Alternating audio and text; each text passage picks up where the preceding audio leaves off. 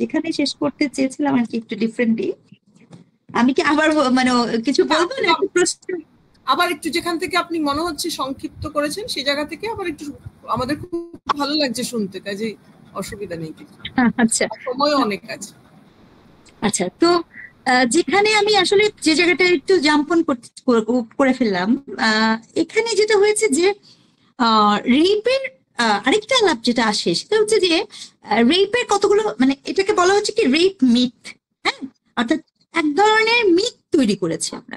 মিথের ক্ষেত্রে যেটা হয়েছে যে মিথ তৈরি করার কারণে এর যে পলিটিক্যাল পারপাসটা আছে, শুধু ক্ষমতা না, এর একটা পলিটিক্যাল এজেন্ডা আছে, একটা পলিটিক্যাল পারপাস আছে। সেই পলিটিক্যাল পারপাসটা আমরা কখনো দেখি নাই। এবং আমাদের ফেমিনিস্ট আলাপের মধ্যে এই যে কাউন্টার ন্যারেটিভটা তৈরি করার প্রবণতাটা, এই একটা খুব প্রতিষ্ঠিত ন্যারেটিভ হয়ে গেছে। কিন্তু ওই ডিসকোর্স গুলো যেখানে আমি ভাবছি, ধরে নিচ্ছি যে রেপটা হচ্ছে আপনার একটা ভীষণ রকমের আহ, একটা একটা কামনীয় ব্যাপার। এমনকি আপনি সিগমন্ড ফ্রয়েড যখন সেক্সুয়ালিটিকে ডিফাইন করছে, তখন সেখানেও কিন্তু একটা গুরুত্বপূর্ণ আলাপ আছে, যে বলা হচ্ছে যে নারী রেপ হতে চায়। অর্থাৎ উনি যৌনতাকে বোঝার ক্ষেত্রে বলছে যে নারীর সেক্সুয়াল স্যাটিসফ্যাকশন, আপনার অর্গাজম অথবা ইন্টারকোর্সের প্রক্রিয়াতে নারী কামনা করে যে সে একটা সহিংস পুরুষকে পাবে। এবং সেই যৌন সম্পর্কটা যদি সহিংস না হয়, তাহলে নারীর যে সেক্সুয়াল স্যাটিসফ্যাকশন, যে ডিজায়ার, সেই ডিজায়ারটা এরকম ভাবে পরিপূর্ণ হবে না। এবং আমরা যদি একটু যারা মানে রেপ নিয়ে একটু কাজ করি, এটা এতটাই এমবেডেড যে আপনি দেখতে পাবেন যে এখানে যৌনতা নিয়ে যদি আপনি রেপটাকে অ্যাসাইড করে শুধু যদি নারীর যৌনতা নিয়ে আপনি রিসার্চ করতে যান, সেক্সুয়াল স্যাটিসফ্যাকশন নিয়ে আপনি কথা বলতে চান, আপনি আমাদের পরিচিত মহলেও, তখন দেখবেন যে ধরেন সেক্সুয়াল ইন্টারকোর্সের সময় অথবা আপনার লাভ মার্কস, লাভ বাইট যে শব্দগুলো ব্যবহার করা হয়, হ্যাঁ, এই পুরো বিষয়টা নারীর বডিতে আসবে। অর্থাৎ love bite have to have in women body. Love bite পুরুষের বডিতে থাকে না। বা পুরুষ কিন্তু লাভ বাইটের বডি থাকলে পরে সেটা নিয়ে তাকে সেটা যে একটা আলাপের বিষয়বস্তু হতে পারে, সেটা নিয়ে আপনি খুব সেলিব্রেশন করছেন, এই আলাপটা এরকম ভাবে হবে না। কেন হবে না? তার কারণ হচ্ছে ওই রেপ নিয়ে বা ওমেন বডি নিয়ে বা যৌনতা নিয়ে যে মিথ গুলো আছে, সেই মিথ গুলোকে আমরা এমন ভাবে পলিটিসাইজ করছি, এবং আমরা এটাকে কি বলবো, এক ধরনের অ্যাপ্রোচে গেছি, যে অ্যাপ্রোচে এই যৌন সম্পর্ক কখনো আপনার ইকুইটি মেনটেন করা হয় না। এখানে কোনো ইকুইটি মেনটেন হয় না, এখানে কোনো ইকুয়াল রিলেশনশিপ নাই। এবং যৌনটা সেটা কনসেন্টের মধ্য দিয়ে হোক, কনসেন্টের বাইরে হোক, এই পুরো আলাপটাকে আমরা একটা অসম ক্ষমতা চর্চা, অসম একটা সাবমিসিভনেস, নারী মাত্রই সাবমিসিভ হবে, এবং যেখানে নারীর কর্তা সত্তা, নারীর এজেন্সি অ্যাবসলিউটলি অ্যাবসেন্ট, সেটা হচ্ছে আমার আপনার আদর্শ যৌন চর্চার অংশ। আপনি দেখবেন যেখানে ফিমেল ডমিনেটিং যে যৌনতা, সেই যৌনতাতে মূলত এই বিষয়গুলোকে দেখা হয়। এবং যৌনতার সাথে ক্ষমতা সম্পর্কের চর্চা এতটাই বেশি যে এইটারই আরেকটা খুব গুরুত্বপূর্ণ আসপেক্ট হচ্ছে পর্নোগ্রাফি। হ্যাঁ, পর্নোগ্রাফিতে আপনি যখন আমরা দেখছি পর্নোগ্রাফি যে বিকি হয়েছে, বা সিনেমার কাট পিস, আপনি যখনই দেখবেন ফিল্মের কাট পিস বলেন, পর্নোগ্রাফি বলেন, এই সকল জায়গাতে মূলত একটা অ্যাগ্রেসিভ একটা যৌনতাকে দেখানো হয়, যে অ্যাগ্রেসিভনেসটাকে ওমেন এনজয় করছে। এবং এই ওমেন এনজয় করার প্রক্রিয়াটা হচ্ছে, এখানে আপনি দেখবেন যে যখন পর্নোগ্রাফি ভিজুয়ালাইজেশনটা হয়, এই ভিজুয়ালাইজেশনে আপনার ওই যে আমি বলেছিলাম যে আর্টে যেরকম করে নারী শরীরকে নির্মাণ করা হয়, পর্নোগ্রাফির ভিজুয়ালাইজেশন আপনি দেখবেন যে পুরুষের চেহারা দেখা যায় না কখনো। পর্নোগ্রাফিতে পুরুষের ফেস আপনি দেখতে পাবেন না, এখানে পুরুষের ফেস মিসিং থাকে, ক্ষেত্র বিশেষে মাস্ক পরা থাকে, কিন্তু নারীর ক্ষেত্রে তা হয় না।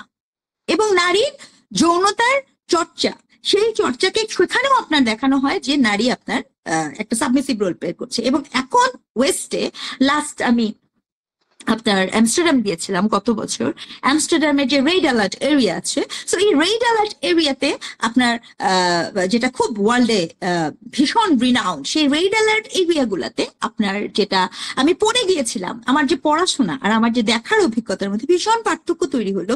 আমার ধারণা ছিল যে সেখানে হয়তোবা যারা যৌন শ্রমিক তাদের রাইটটা অনেক এনশিওর করা হয়, কিন্তু মজার ব্যাপার ওই ইসেতে স্টেটে যখন আপনি হাঁটবেন রেড অ্যালার্ট এরিয়াতে, সেখানে তারা একটা কাচের গ্লাসের ভিতরে থাকে, যেখান থেকে আপনি বাইরে থেকে তাকে দেখবেন। এখন আমি যখন ওখানে, যেহেতু একজন গবেষকের চোখ, তো ওখানে যে আমি অনেকের সাথে কথাও বলার চেষ্টা করেছি, কেউ আমাকে রেসপন্স করেছে, কেউ করেন নাই। তো ওখানে এই কাচের বাক্সটা এই জন্য না, এখানে নেকের একটা বডি নিয়ে ওখানে নারীরা দাঁড়িয়েছে, ওখানে ফিমেল দাঁড়িয়েছে, ওখানে আপনার ট্রান্স নারী দাঁড়িয়েছে। আমি পুরা রেড অ্যালার্ট এরিয়াতে কোনো পুরুষকে পাই নাই, পুরা রেড অ্যালার্ট এরিয়াতে কোনো আপনার গে, হ্যাঁ, তারা কিন্তু না। ঠিক আছে, অর্থাৎ কোনো পুরুষ যৌন শ্রমিকের প্রেজেন্স সেখানে নাই। সেখানে পুরাটাই হচ্ছে, এবং ওখানে কাচের ইসের মধ্যে দাঁড়ানোর কারণ কি? কারণ হচ্ছে নিরাপত্তা। যদি আমার সাথে কথা বলছেন, মানে হচ্ছে যে কেউ তাকে আক্রমণ করে ফেলতে পারে, যে কেউ তার বডি টাচ করতে পারে, যে কেউ তার সাথে যৌন সহিংসতামূলক আচরণ করতে পারে। নেদারল্যান্ডসের গল্প বলছি, আমস্টারডামের গল্প বলছি।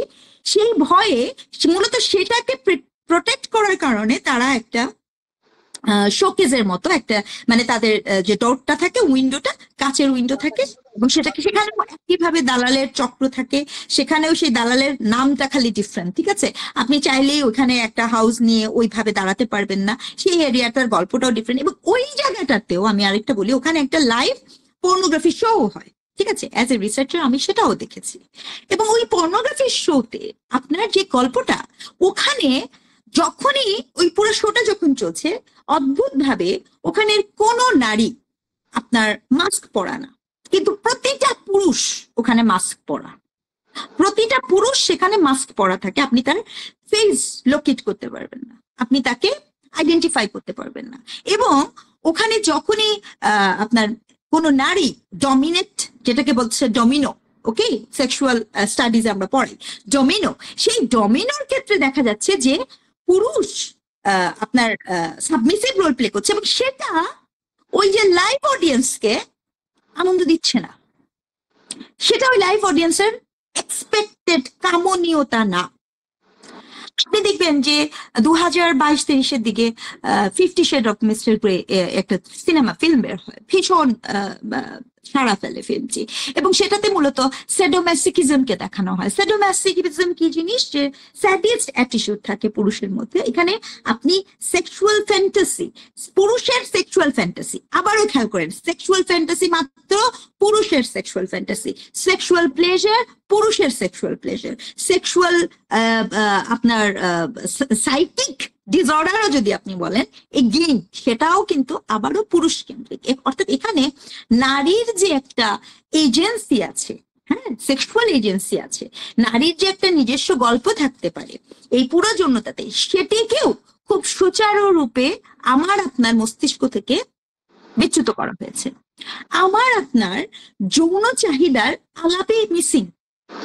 পুরুষের যৌন চাহিদার আলাপে যেভাবে আপনি মাস্টারবেশনকে নিয়ে কথা বলার সুযোগ পান, নারীর যৌনতার আলাপে আপনি মাস্টারবেশন নিয়ে কথা বলার সুযোগ পান না। মাস্টারবেশন নারীর জন্য, পুরুষের জন্য যেরকম ভাবে আপনার সাইন্টিফিক্যালি বলা হচ্ছে যে গুড, নারীর জন্য বলা হয় না কেন? তার কারণ এটার সাথে আবার কানেক্টেড হয়েছে নারীর ভার্জিনিটি এবং হাইমেনের পর্দা। এবং এই হাইমেনের পর্দার রাজনীতি এতটাই প্রবল যে ওই ভার্জিনিটি আছে কিনা পুরা ওয়েস্টে আপনি যদি ডেটা দেখেন, রিসার্চ ডেটা দেখেন, দেখবেন যে মেডিকেল সার্জারির ক্ষেত্রে দে রিচ অন টপ।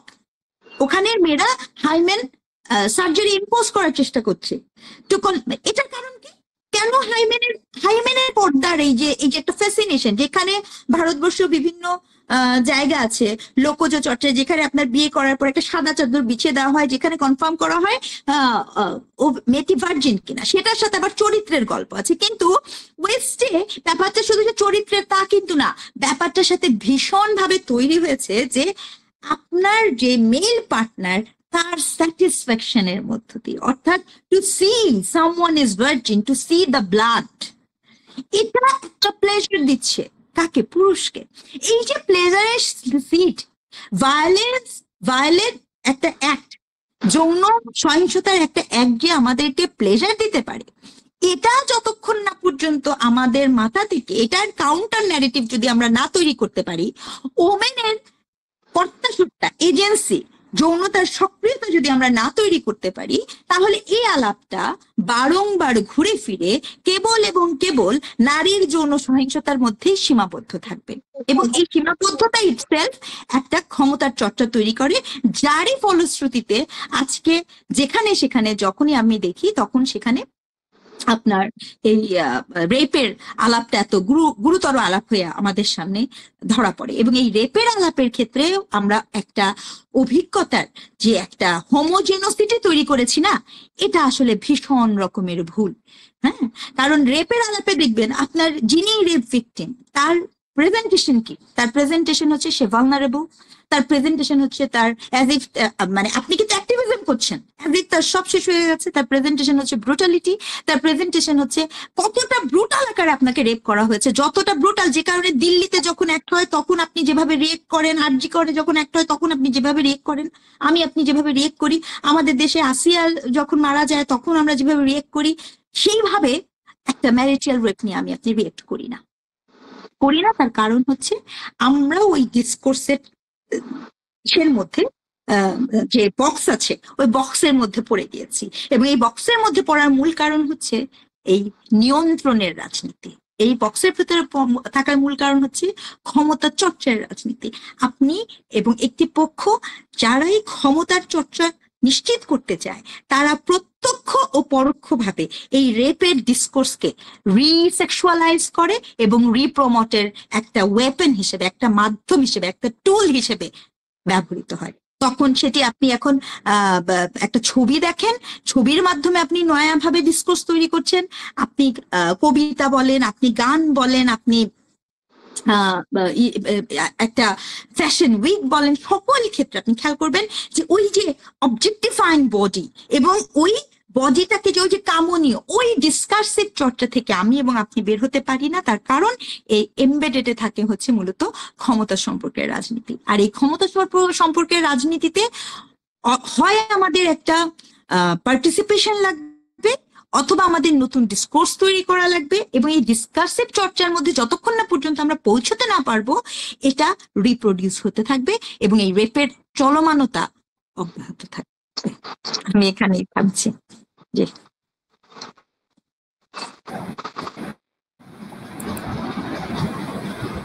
আরো কোনো যদি প্রশ্ন থাকে?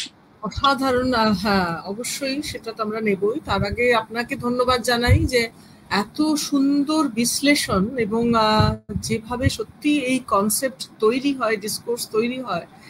আশা করছি আজকে আমরা যারা সকলেই শুনলাম আমরা এর থেকে লাভবান হব এবং অনেকটাই আমাদের কাছে ধোঁয়াশাগুলো পরিষ্কার হবে যে কিভাবে এই ডিসকোর্স গুলো আমাদের ভেতরে কাজ করে। তো এবার আমরা প্রশ্ন নেব। যারা আপনারা এতক্ষণ শুনেছেন, তাদের যদি কোনো প্রশ্ন থাকে দয়া করে নিজেদের ক্যামেরা অন করে এবং মাইক্রোফোন অন করে আপনারা প্রশ্নটা করতে পারেন সরাসরি আমাদের বক্তাকে। সেটা হলে অনেক বেশি ইন্টারঅ্যাক্টিভ হয় এবং যিনি প্রশ্নকর্তা তার মুখ দেখতে পেলে বক্তারও বলতে বোধহয় একটু সুবিধা হয়। আপনারা প্লিজ এবার প্রশ্ন করুন।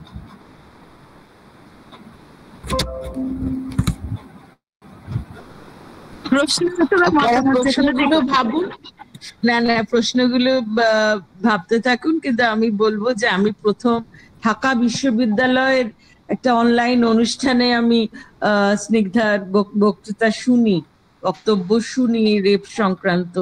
মানে আমি সেদিনই মোহিত হয়েছিলাম, মানে অসাধারণ বলেছিলেন। আর আজকে যেন আমাদের প্রত্যাশা আরো ছাপিয়ে গেলেন আপনি, মানে প্রত্যাশার একদম লিমিটটা খুব আপনি এক্সিড করে গেছে।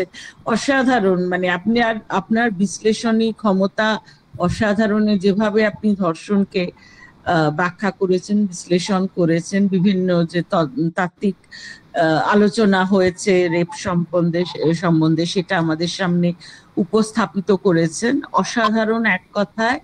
এবং আজকে গুড ফ্রাইডে, ছুটির দিন বলে হয়তো শ্রোতার সংখ্যা খুব বেশি নয়, কিন্তু আমরা ইউটিউবে রেকর্ড করি এবং আপনার যদি আপত্তি না থাকে আমরা ইউটিউবে আপলোড করব, তখন আমরা আরো বেশি সংখ্যক শ্রোতার কাছে পৌঁছতে পারবো। তো অসাধারণ, মানে আমার সত্যি কোনো প্রশ্ন নেই সেভাবে, কিন্তু আমি জাস্ট আমার অ্যাপ্রিসিয়েশনটা জানাচ্ছি এবং আমার মুগ্ধতাটা আমি ব্যক্ত করছি, যে মুগ্ধতা বোধ আমার মধ্যে আপনি তৈরি করেছেন। অসাধারণ। এবং এই যে সাহস লাগে, যে কথাগুলো আপনি বলছেন সেই কথাগুলো বলতে কিন্তু খুব সাহস লাগে। মানে আপনি আপনার মানে শুধুমাত্র এটা তো একটা একাডেমিক আলোচনা নয়, মানে এমন একটা স্পর্শকাতর বিষয় যে বিষয়ে আমরা কথা বলতে পারি না, মানে আমাদের পরিবেশ পরিস্থিতি আমাদের মুখ চেপে ধরে যে না এইসব কথাগুলো বলা যাবে না, কিন্তু আপনি সেই সাহসটা দেখিয়েছেন। মানে আপনাকে কুর্নিশ। মানে অনেক কথা আমরা জাস্ট ভয়ে বলি না। এখনো ধরুন আরজিকর আন্দোলন তো বেশ কয়েক মাস হয়ে গেল, কোনো বিচার পেল না। আমরা অনেকে তো আর সক্রিয়ভাবেই আন্দোলনের সঙ্গে নেই, একসময় মিছিলে হেঁটেছি, মিটিং এ গেছি, তো আমরা আস্তে আস্তে চুপ করে গেছি, কারণ নানা রকম প্রতিক্রিয়া, ওই যারা ক্ষমতায় আছে তাদের নানা রকম আছে, দমন পীড়নের সব নীতি রয়েছে, সেজন্য অনেক সময় চুপ করে যেতে হয়। কিন্তু আপনি অসম্ভব সাহসী একজন ব্যক্তিত্ব, আপনাকে আবার শ্রদ্ধা জানাই, কুর্নিশ করি। এই প্রসঙ্গে আমি অপর্ণার কথা সুর ধরে একটুখানি জাস্ট আমিও সত্যি কথাই আপনার সাহসকে, বিশেষ করে আপনি যে দেশ থেকে বলছেন সব পরিপ্রেক্ষিত দেখেই আমার খুবই আপনার প্রতি শ্রদ্ধা বেড়ে গেল।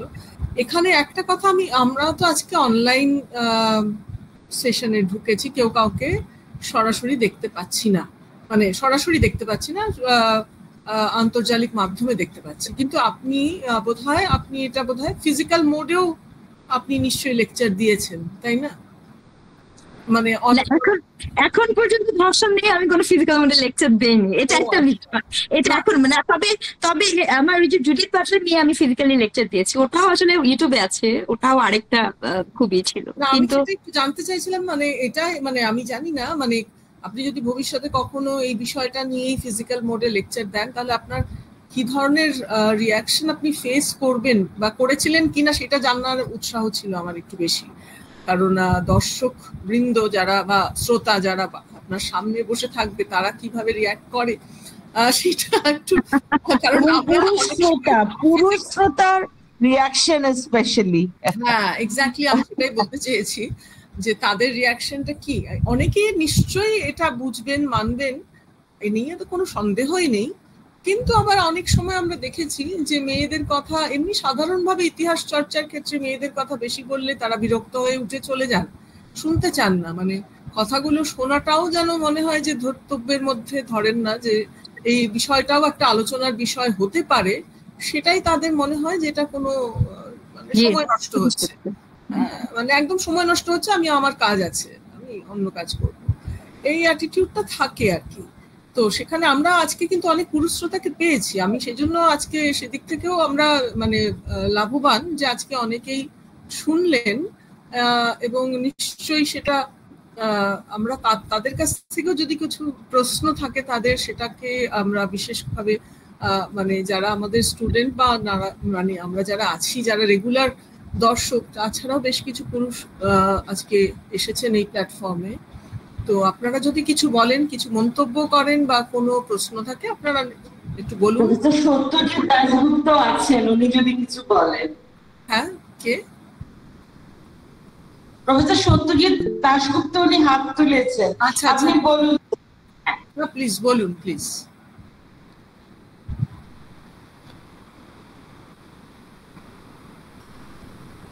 প্রফেসর দাশগুপ্ত, আপনি কি কিছু বলবেন? আপনি আনমিউট করে বলুন প্লিজ।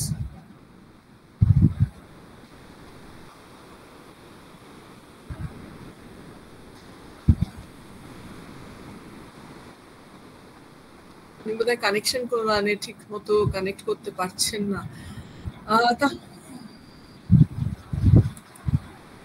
এখনো অনেকে জয়েন করছে। আসলে দ্বিতীয়বার যেহেতু ওটা আমি পাবলিক ডোমেনে দিলাম, আবার লিঙ্কটা ক্রিয়েট করে, অনেকে হয়তো বুঝতে পারেননি যে এটা সেকেন্ড পার্ট, মানে ইতিমধ্যে আলোচনাটা চলছিল, দ্বিতীয় ভাগে আবার নতুন করে লিঙ্ক ক্রিয়েট করতে হয়েছে আমাদের, যে কারণে আলোচনাটার আমরা এখন প্রায় শেষ পর্যায়ে এসে গেছি।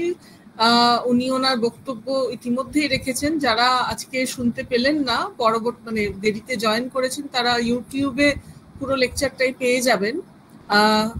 আর যদি কারোর এমনি সাধারণভাবেও কোনো প্রশ্ন থেকে থাকে সেটাও আপনারা করতে পারেন। আপনি হ্যাঁ বলুন, কিছু বলবেন?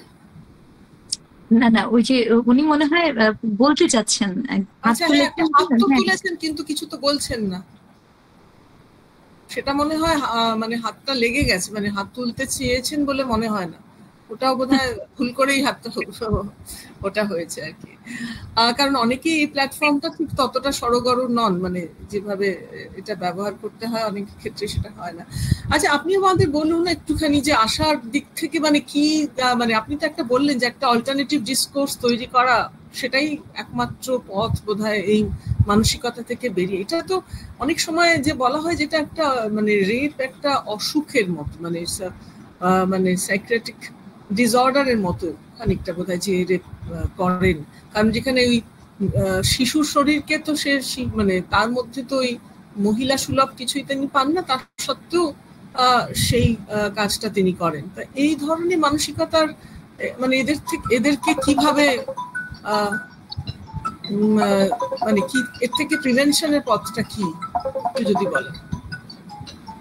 আচ্ছা, না আসলে যেটা হচ্ছে যে প্রিভেন্টিভ অ্যাপ্রোচে যদি আপনি যান, মানে রেপের প্রিভেন্টিভ অ্যাপ্রোচের থেকেও আমি একটু 5 মিনিট বাদে ফোন করি। রেপের প্রিভেন্টিভ অ্যাপ্রোচের থেকেও সেটা খুব গুরুত্বপূর্ণ কি যে আমরা রেপকে প্রমোট করে ফেলছি কিনা।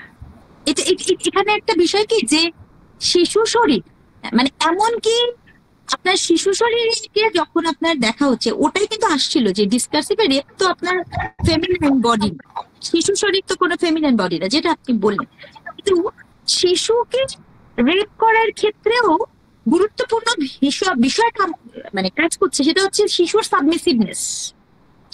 শিশু আপনার ক্ষমতা সম্পর্কের থেকে অনেক নিচে অবস্থান করে, তার ভয়েস নাই, এবং তাকে আপনি যত সহজে নিয়ন্ত্রণ করতে পারবেন তত সহজে আরেকজনকে নিয়ন্ত্রণ করতে পারবেন না।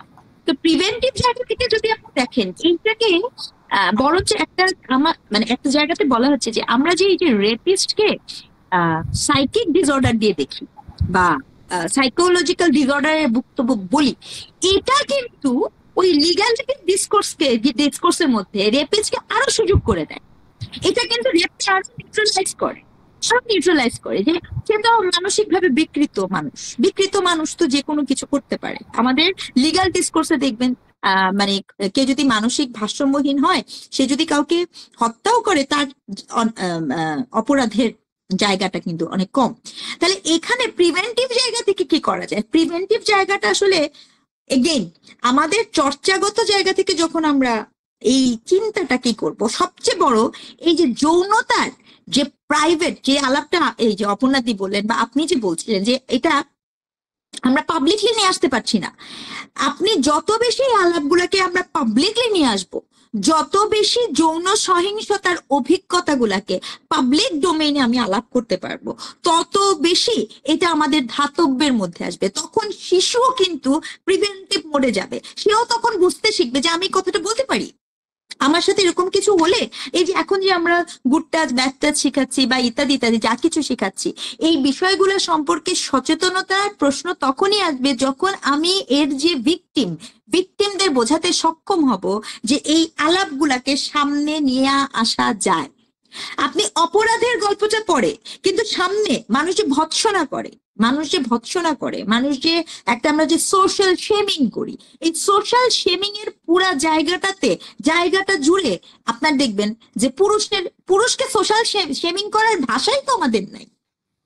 আপনি মনে করেন কোনো একজন রেপিস্ট পুরুষকে সোশ্যাল শেম করবেন, কি বাংলা ভাষা বলেন, কি ইংরেজি ভাষা বলেন, কি যে কোনো ভাষা, গালিগালাজ বলেন, হোয়াট এভার, আপনি শেমিং করবেন। নারীর জন্য তো শেমিং এর ভাষা খুব নির্ধারিত। নারী কোড অ্যান্ড কোড বেশ্যা, নারী কোড অ্যান্ড কোড খাটখাটাচ্ছে, এই যে শব্দগুলো। পুরুষের জন্য তো আমাদের যে শব্দ ভান্ডারে আপনি মনে করেন কাউকে একটা শেমিং করবেন, শেমিং এর আপনার সর্বোচ্চ শব্দটা কি?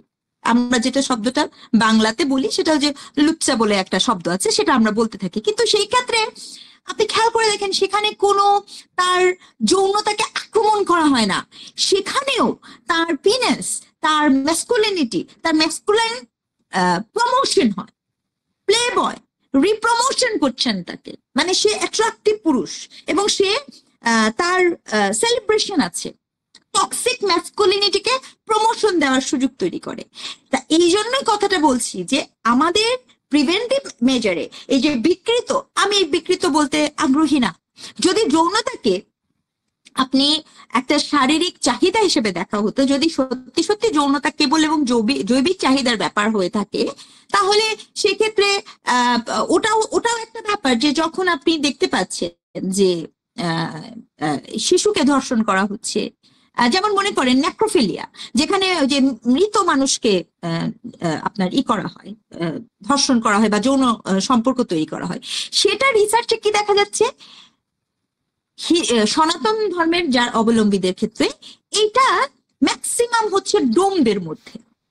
আবার খ্রিস্টানিটিতে যারা আপনার ওই যে লাশটাকে পোড়ায় ক্রিপচারে, ওই ইসেতে যে থাকে অথবা মর্গে যারা কাজ করে, সেখানেও দেখা যাচ্ছে নেক্রোফিলিয়া মূলত তাদের।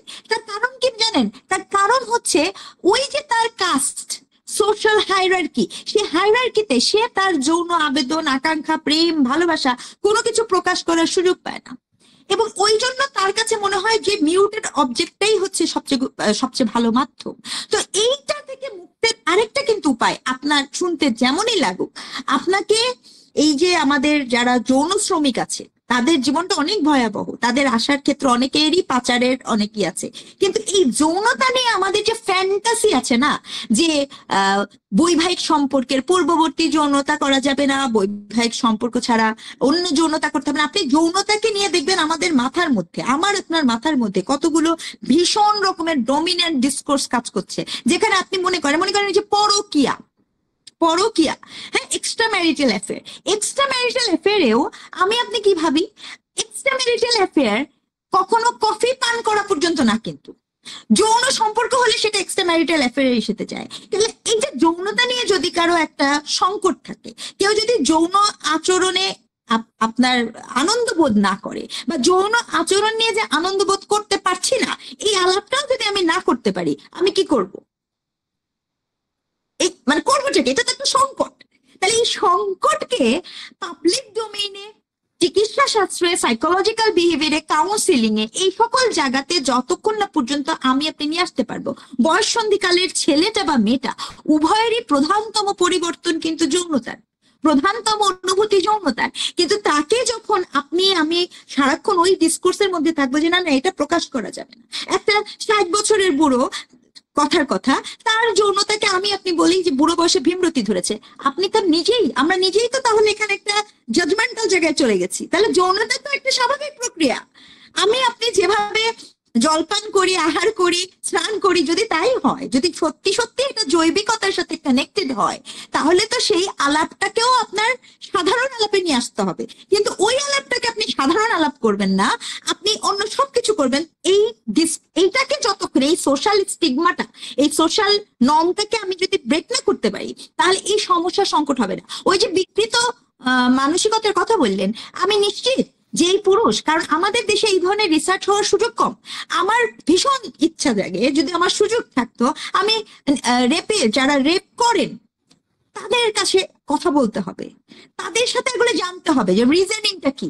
এবং ম্যাক্সিমাম যারা ওয়েস্টার্ন প্যারাডাইমে কিন্তু এই ধরনের সুযোগটা তৈরি হয়, আমাদের এই অঞ্চলে লিগাল ডিসকোর্সের কারণে হোক, সংকটের কারণে হোক, এই জায়গাটা আমরা পৌঁছাতে পারি না। কিন্তু যতজনের সাথে তারা দেখবেন ওই যে সোশ্যাল ডিসকোর্সের কথাটা বলবে যে অমুক এরকম পোশাক পরেছিল দেখে আমার উত্তেজনা হয়েছে, আমি তো কোনো নারী পাইনি, আমি একটা শিশু পাইছি, আমি তখন তাকে রেপ করছি। দেখবেন যে মানে আমি একটু আগে বলেছি যে যারা ধর্মচর্চা করেন, সে মুসলিম হোক, হিন্দু হোক, খ্রিস্টান হোক, হোয়াটএভার, তার বক্তব্যে ওই বিষয়গুলো তার মাথার ভিতরে এমবেডেড থাকে, সেও তখন ওই ধরনের ডেলিভারি দেন। কিন্তু একজন সমাজবিজ্ঞানী হিসেবে, একজন নৃবিজ্ঞানী হিসেবে আমি যেটা দেখতে পাই যে তার যৌন চর্চার জায়গাগুলো নিয়ে আমার আপনার মধ্যে মানে ভীষণ রকমের আপত্তি আছে। আমার আপনার তার মাস্টারবেশন নিয়ে আপত্তি, আমার আপনার তার রেড অ্যালার্ট এরিয়াতে যাওয়া নিয়ে আপত্তি, আমার আপনার তার সেক্সুয়াল ডিজায়ার পরিপূর্ণ হয়, এরকম সকল কিছুকে নিয়ে আপত্তি। তাহলে যদি এটা স্বাভাবিক প্রক্রিয়া হয়, যদি এটা জৈবিক প্রক্রিয়া হয়, তাহলে এই আপত্তি আপনি যখন তুলছেন, ইটসেলফ ওই সহিংসতার সুযোগ তৈরি করে দিচ্ছে, মানে করতে বাধ্য সে, যদি এটা জৈবিক একটা বিষয় হয়। আর যদি এটা জৈবিক না হয়, যদি এটা রাজনৈতিক হয়, যদি এটা সামাজিক হয়, তাহলে তো যে আলাপটা আমি দিলাম, মানে সেটাকে আপনাকে ডিসকোর্স দিয়ে, কাউন্টার ন্যারেটিভ দিয়ে, এবং সবচেয়ে গুরুত্বপূর্ণ ভাবে নারীর কর্তা সত্তা, যৌন agency is very important to prevent this rape.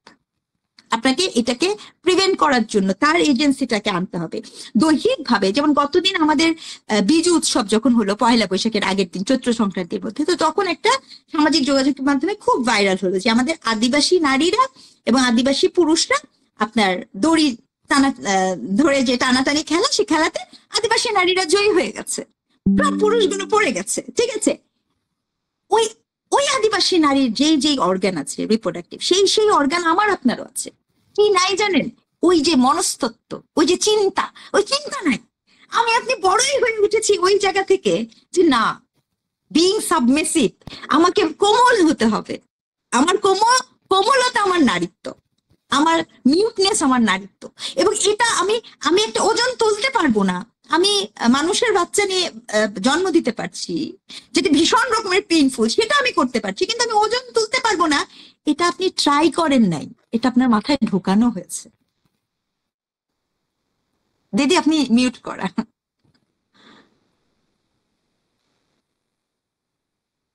আমি সরি, আমি আসলে আপনি কথা বলছিলেন বলে মিউট করে রেখেছি, তারপর আর খেয়াল করি। নির্মাণটা তো আমরা ছোট থেকে শুরু করি না, মানে ছেলেকে এবং একটি মেয়েকে কিভাবে আমরা ছোট থেকে বড় করি, সেই তার মধ্যে একটা ফেমিনিন এবং ম্যাসকুলিন, মানে মেয়েরা। কেউ কিছু বলছেন নাকি? আমি বলছিলাম, ঠিক আছে, সীমা হাত তুলেছে, প্রফেসর সীমা, তুমি কিছু বলবে? মানে উনি মানে ওনার কিছু একটা মানে যান্ত্রিক সমস্যা হচ্ছে বলে উনি মাইকটা অন করলেও কথা, মানে ওনার কথা শোনা যাচ্ছে না। তো উনি ওনার প্রশ্নগুলো আমাকে হোয়াটসঅ্যাপে পাঠাবে। আচ্ছা সীমা, তুমি কিছু বলবে কি? বাসা থেকে তুমি কমপ্লিট করো, সীমা কিছু বলবে। সীমা অনেকক্ষণ ধরে হাত তুলে আছে। হ্যাঁ ঠিক আছে, আমি যেটা বলছিলাম শেষ কথা যে মানে ওইটুকুই, যে আমরা যখন একটা বাচ্চাকে বড় করছি, তাকে ছেলে হিসেবে বা মেয়ে হিসেবে, ছোট থেকেই কিন্তু আমরা কিছু কিছু ডিফারেন্সিয়েট তো করি, মানে করে ফেলছি। মানে এই জায়গা থেকেই বোধহয় আপব্রিঙ্গিং এও একটা বোধহয় মানে বিশেষ করে ছেলেদের যারা মা আমরা, তাদের বোধহয় আরো একটু দায়িত্ব বাড়ে আর কি। সেটা একটা আমার নিজের মনে হয়, আপনার কথা শুনেও মনে হচ্ছে যে সেগুলো দরকার। আচ্ছা যাই হোক, সীমার কথা আমরা একটু শুনি। সীমা, আপনি কি বলছেন একটু কাইন্ডলি আনমিউট করে বলুন। হ্যাঁ ম্যাম, শোনা যাচ্ছে? হ্যাঁ ম্যাম, প্রথমে তো আমি থ্যাংক ইউ বলতে চাই যে এত সুন্দর একটা বিষয় নিয়ে এখানে আলোচনা হচ্ছে, মানে এতটা ইন ডেপথ জানতে পারলাম বিষয়টা নিয়ে। বিশেষ করে এই ক্ষমতার পার্সপেক্টিভে আমরা কেউই সেভাবে ভেবে দেখি না। আমিও খুব একটা বেশি ক্ষমতার দিক থেকে অতটা এতদিন ভাবিনি, যতটা ভেবেছিলাম রেপ জিনিসটা একটা প্লেজারের ব্যাপার, একটা মানে সেই সময়কার প্লেজার নেওয়ার জন্য করে ফেলে বা করে। ক্ষমতা অবভিয়াসলি আরজি করের কেসটা দেখার পরে ক্ষমতা জিনিসটা মাথায় স্ট্রাইক করেছিল যে হ্যাঁ, ক্ষমতা প্রদর্শনেরও উপায় হচ্ছে রেপ। কিন্তু প্লেজারটাও বেশিরভাগ সময় ভেবে এসেছি, বা অনেক সময় নিউজেও পড়েছি বা এরকম দেখেছি নিউজে যে অনেকে এটাই জাস্টিফিকেশন দেয় যে বিভিন্ন পারিপার্শ্বিক কারণে আমি উত্তেজিত হয়েছিলাম, সেই সময় মাথা কাজ করেনি, করে ফেলেছি। তো এটাই আর কি রেপিস্টদের বক্তব্য থাকে। তো আমার কোশ্চেনটা এটাই যে যদি প্লেজারটাও কোনোভাবে রিজন হয়ে থাকে প্লেজার নেওয়াটা, তাহলে সেক্ষেত্রে এরকম আর্জ বা এরকম উত্তেজিত হয়ে ওঠা এটা তো মেয়েদের ক্ষেত্রেও হতে পারে। তো সেক্ষেত্রে মেয়েরা সেই প্লেজারটা কিভাবে স্যাটিসফাই করে? তারা তো ছুটে রেপ করতে যায় না, বা এই জিনিসটা কিভাবে তাহলে হয়? মানে শুধু কি ছেলেদেরই এইরকম আকস্মিক উত্তেজনাটা হয়, মেয়েদের ক্ষেত্রে তাহলে কি করে হয়?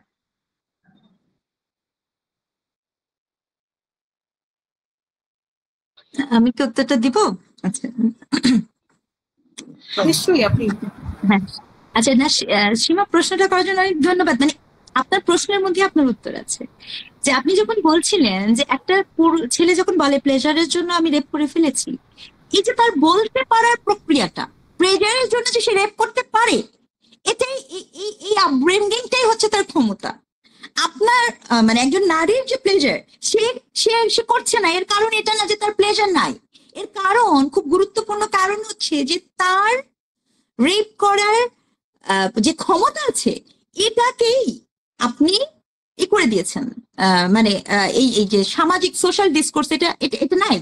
এবং আপনি দেখবেন যে যদি কোনো নারীকে রেপ করা বাদ দেন, কোনো বয়স্ক নারী যদি কোনো তার চেয়ে কম বয়সী কোনো পুরুষের প্রতি আকৃষ্ট হয়, তখন সেটারও কিন্তু একটা সোশ্যাল শেমিং আছে।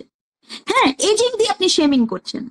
এবং এই শেমিংটা কিন্তু আপনার আমার শেমিং না, এই শেমিংটা হচ্ছে প্যাট্রিয়ার্কাল থটস এর শেমিং।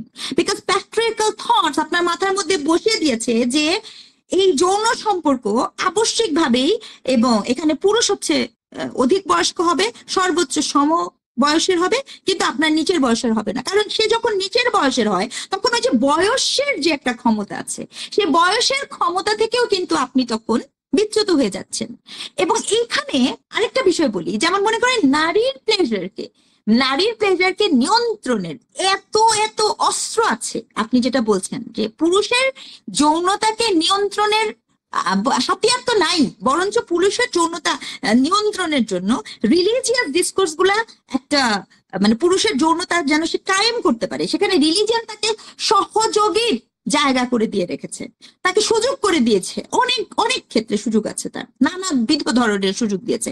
আমি ইসলাম ধর্মে বলেন বা হিন্দু ধর্মে বলেন, এমনকি ক্রিশ্চিয়ানিটিতে খ্রিস্টান ফাদার যে বিয়ে করতে পারে না, কিন্তু আপনি যদি ক্রিশ্চিয়ানিটিতে দেখেন যে প্রচুর নান থেকে শুরু করে তারা রেপের ভিকটিমের অজস্র অজস্র রেকর্ড আছে। এখানে দেখা যাচ্ছে কি, তাহলে মানে কি? তার মানে হচ্ছে নারীর যৌনতার নিয়ন্ত্রণের জন্য, যেমন মনে করেন একটা এক্সাম্পল দিই, আফ্রিকাতে এই বছরের WHO এর হিসাব অনুযায়ী, 2025-এর হিসাব অনুযায়ী 250 মিলিয়ন, আই রিপিট শব্দটা বুঝেন কিন্তু, 250 মিলিয়ন মেয়েকে FGM করা হয়। FGM কি? Female genital mutilation. তার মানে হচ্ছে আপনার ফিমেলের বাই দ্য নেম অফ ওই যে আফ্রিকান রিচুয়াল, এবং এখানে ইসলাম একটা গুরুত্বপূর্ণ, তারা ইসলামের দোহাই দিয়ে করছে। সেখানে কি করা হচ্ছে? ক্লিটোসিস। ক্লিটোসিস হচ্ছে নারীর যৌনতা অনুভবের সবচেয়ে গুরুত্বপূর্ণ অর্গান।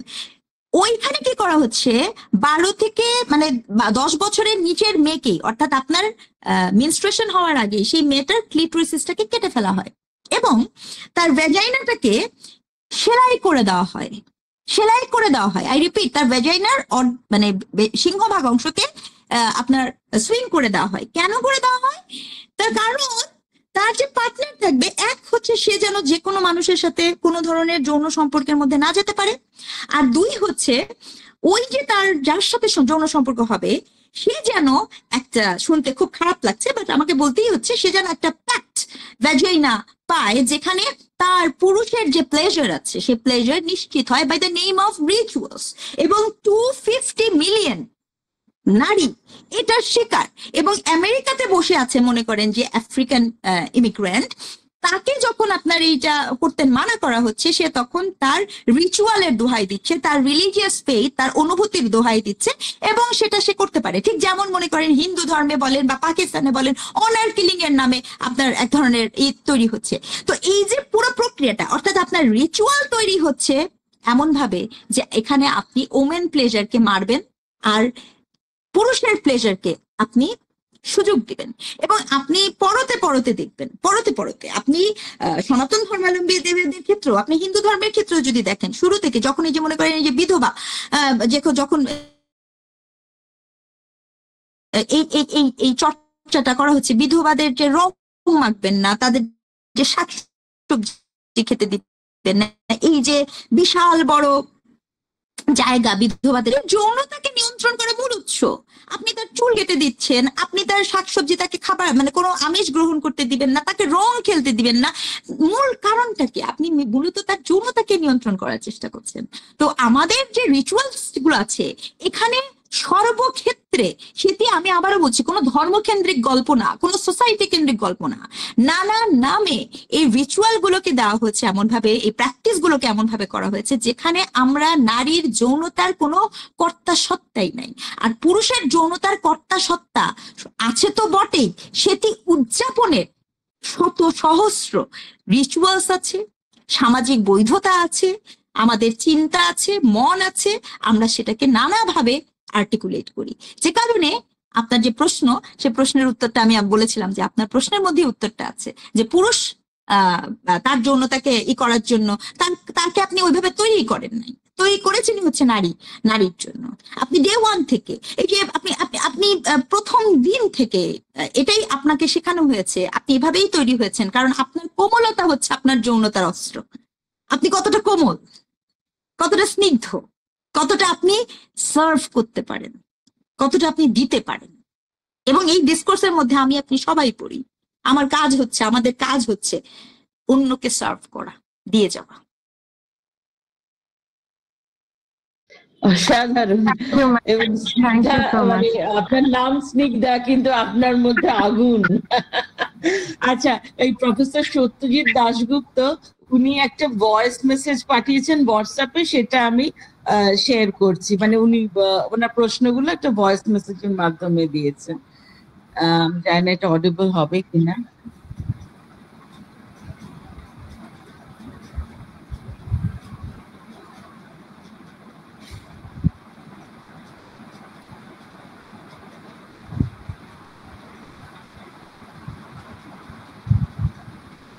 চালিয়েছিস? কিছু শোনা যাচ্ছে না।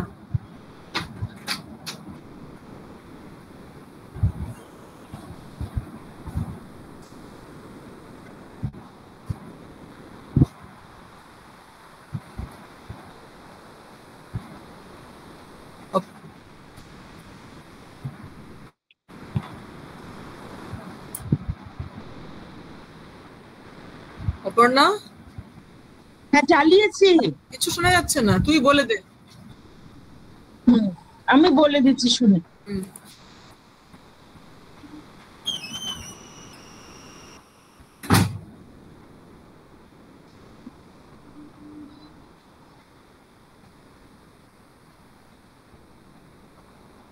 আচ্ছা,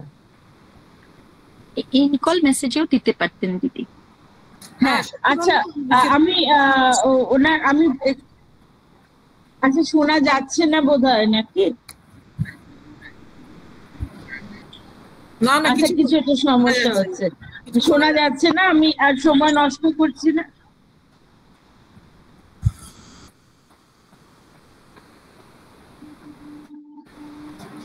হ্যাঁ আচ্ছা, উনি ওই মানে পাচার হওয়া নারীরা যারা মানে বাধ্যতামূলক ভাবেই প্রস্টিটিউশনে মানে যাচ্ছে, মানে যেতে হচ্ছে, এবং প্রথম দিকে তারা মানে মানে ধর্ষিতাই হচ্ছে, মানে প্রস্টিটিউশনকে পেশা হিসেবে বাধ্য হয়ে গ্রহণ করার আগের যে পর্যায়টার কথা উনি বলছেন, মানে উনি ট্রাফিকিং নিয়ে কাজ করেছেন, ওনার গবেষণার বিষয়।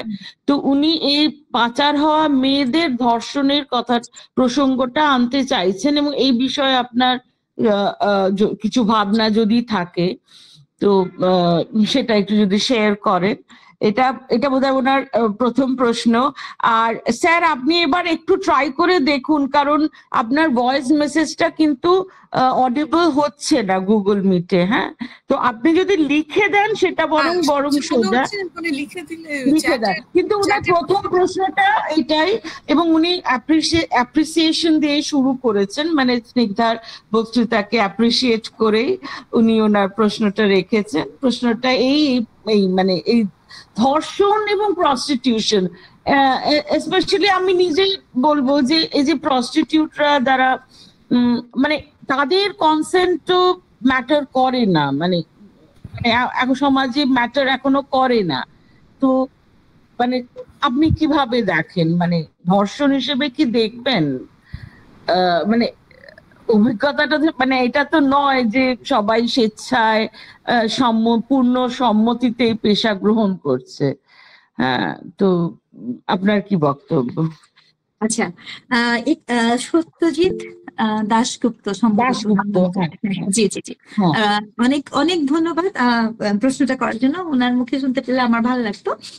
হয়তো আরো কিছু উনি প্রশ্ন অ্যাটেন্ড করতে পারতেন। আসলে যেটা হয়েছে যে এটা খুবই সত্য, ইয়েস, ইটস ভেরি ট্রু, যে পাচারকৃত নারীদের একটা খুবই বিশেষ করে নারী, এখানে এখানে আরেকটা ব্যাপার বলি, শুধু নারী না কিন্তু বাচ্চাও, হ্যাঁ, পাচারকৃত নারীদের আপনার একটা একটা প্রাথমিক জোনেই মানে বেসিক্যালি তাদেরকে এই সেক্স ইন্ডাস্ট্রিতে সেল করা হয়, সেটা আপনার ইস্ট হোক ওয়েস্ট হোক বা অন্য যে কোনো জায়গাতে হয়, মানে এটা এটা এটা একটা ব্যাপার।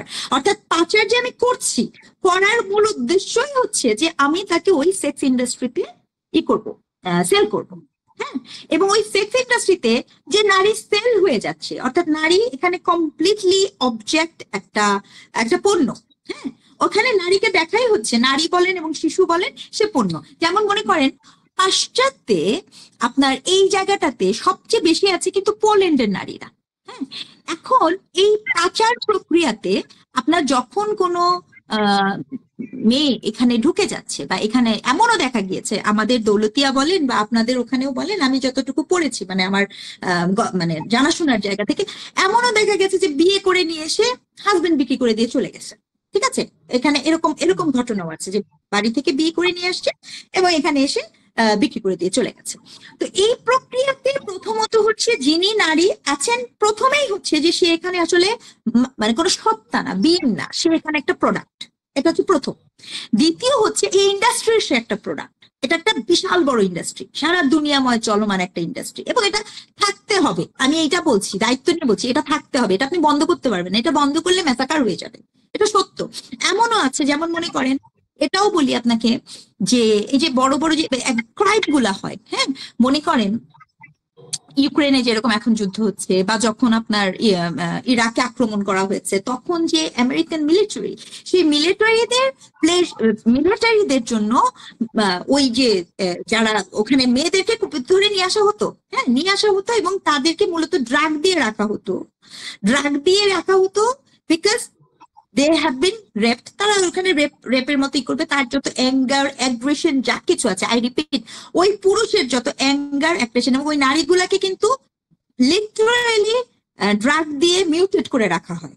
আপনি যদি পাচারের, যেহেতু উনি ওনার সাথে কথা বলতে ভালো, আপনি দেখবেন যে এখানে একটা প্রসেস আছে। আবার পাচারকৃত নারীকে আপনার ড্রাগ দিয়ে তার শরীরকে আপনার ওই যে কোরআন কোড ফলনশীল অথবা যৌনময়ী লাস্যময়ী করার জন্য দেখবেন তাকে ড্রাগ দেওয়া হয়। খেয়াল করে দেখেন, ঠিক আছে? তাহলে প্রথমত এটা একটা প্রোডাক্ট, এটা একটা ইনভেস্টমেন্ট, এখানে রিস্ক নিচ্ছে, এখানে ব্যবসায়িক চিন্তা কাজ করছে, প্রথম, ফার্স্ট অফ অল। সেকেন্ড, যখন ওই নারীকে রেপ করার ক্ষেত্রে একটা সাইকোলজিক্যাল বিষয় যেটা কাজ করে, যে ওখানে যারা আমরা একটু যারা মানে আমি যতটুকু জানি আমার পড়াশোনা বা গবেষণার ক্ষেত্রে, যে সেখানে আপনার অন্যান্য গবেষণাগুলো বলছে যে ওই মেয়েকে যেহেতু আপনি সেক্স ইন্ডাস্ট্রিতে অ্যাজ এ প্রোডাক্ট হিসাবে দাঁড় করাবেন, তার ক্ষেত্রে তার ট্রেনিং প্রক্রিয়ার অংশ হচ্ছে তাকে রেপ করা। অর্থাৎ তার বডিটাকে, সেখানে বডিটাকে ডিসিপ্লিন অ্যান্ড পানিশ, ওই যে ফুকোর যেরকম প্রিজনার বডি ফুকো বলছিল, ওই পাচারকৃত নারীর বডিটাকে একটা ট্রেনিং প্রসেসের মধ্যে নিয়ে যাওয়া হয়। সেখানে তার বডিটাকে আপনি অবজেক্ট দিয়ে বলেন, আপনি পেনিট্রেশন বলেন, ওরাল বলেন,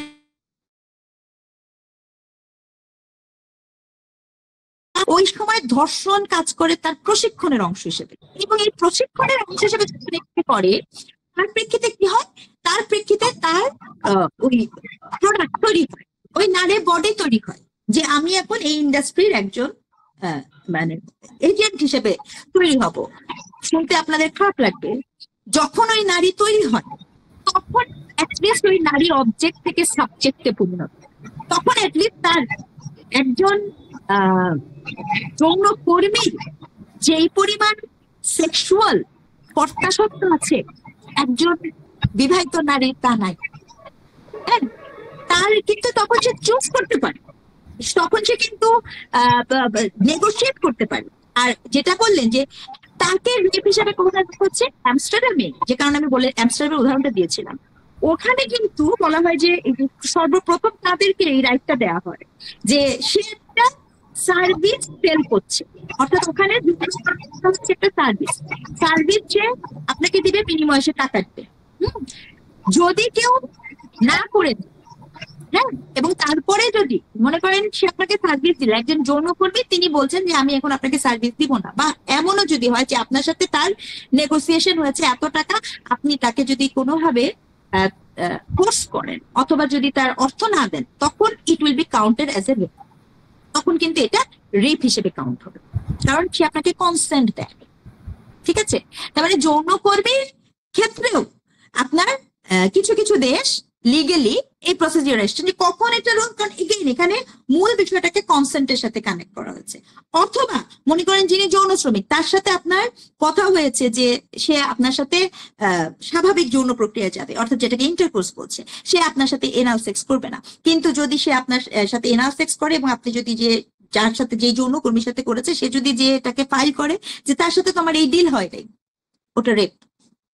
অথবা কোনো অবজেক্টের ব্যবহার করেছে, that will be also counted as a rape, কারণ ওখানে এগুলো লিখিত পঠিত চার্জ রেট আছে, যে আপনি স্বাভাবিক মানে এই সেক্স করলে কত, এনাল সেক্স করলে কত, আপনি অবজেক্টের ব্যবহার করলে কত টাকা করবেন, সেটা আপনি তো চুক্তি ওখানে সেক্স ইটসেলফ এটা হচ্ছে চুক্তি আপনি ভায়োলেট করেছেন।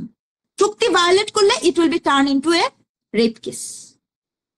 ঠিক আছে, এত স্পেসিফিসিটি বোধহয় আমাদের দেশে সম্ভবত বোধহয় সেটা নয়, যতটা আমরা পাশ্চাত্যে হয়তো এইগুলোকে এত স্পেসিফিক্যালি ডিফাইন করা হচ্ছে which is rape and which is not।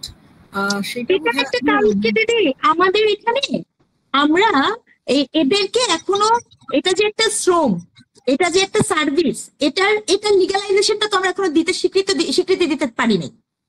আমরা তো এদেরকে যৌন মজুর বা শ্রমিক হিসেবে স্বীকৃতি দিচ্ছি না তাদেরকে।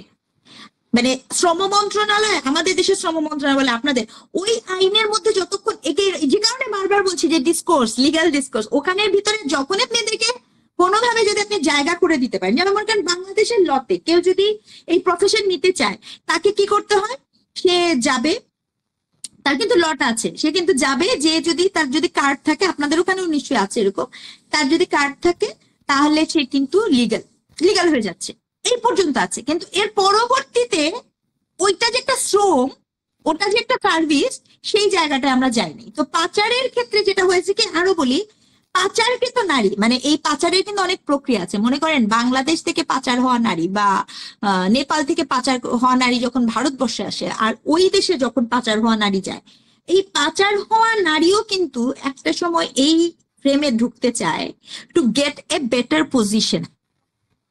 হ্যাঁ, সে কিন্তু এই ইন্ডাস্ট্রিতে স্বপ্রণোদিত ভাবে নাম লিখতে চায়। এই যে এটাকে রিসার্চাররা বলছেন, অ্যানথ্রোপোলজিস্টরা বলছেন, সে যখন স্বপ্রণোদিত সিদ্ধান্ত নেয় তখন তো তার এজেন্সি কাজ করে, সে তখন তার ভালনারেবিলিটিকেও হাতিয়ারে পরিণত করতে পারে।